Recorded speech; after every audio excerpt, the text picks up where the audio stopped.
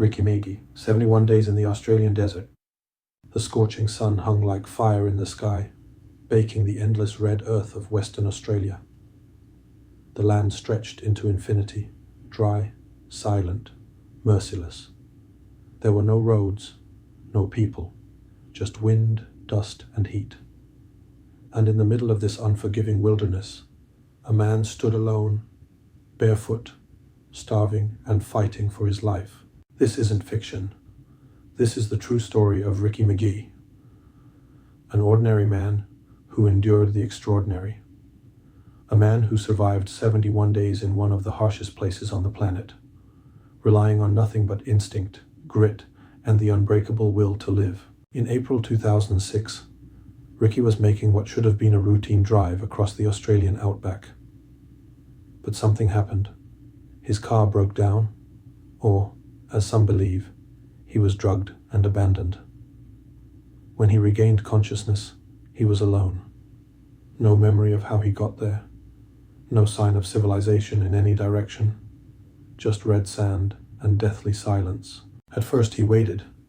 Surely someone would find him. But the sun rose and set, and no one came.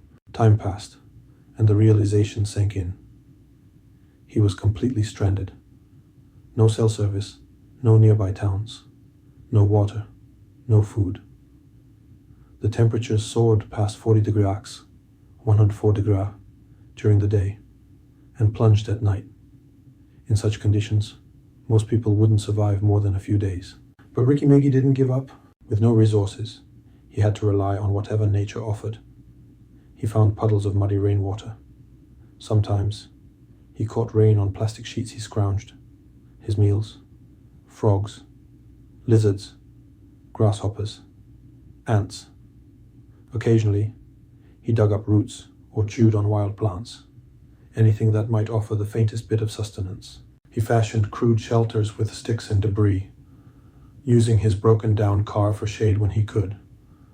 And when the sun became unbearable, he buried himself in shallow pits of cool earth to avoid heat stroke. His body withered. He lost over 30 kilograms, nearly 70 pounds. His skin burned and cracked. Hunger gnawed at his insides.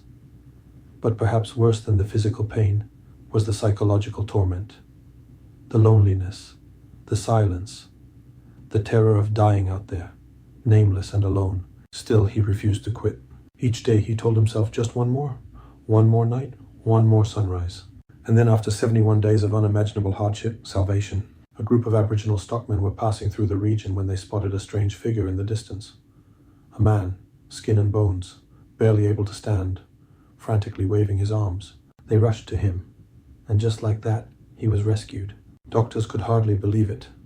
Ricky was severely malnourished, deeply dehydrated, and scarred by the experience. But alive. Against all odds, he had survived. When asked how he did it, he didn't give a long explanation. He simply said, "I wasn't ready to die." What kept him alive wasn't training. It wasn't equipment. It wasn't luck. It was pure, relentless human will. The instinct to fight, to endure, to survive. Megee's story is more than a tale of survival. It's a lesson. A reminder that even in the face of death, we are capable of extraordinary resilience.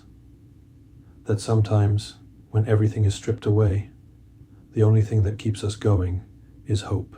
So if you're ever in a dark place, when it feels like there's no way out, remember Ricky.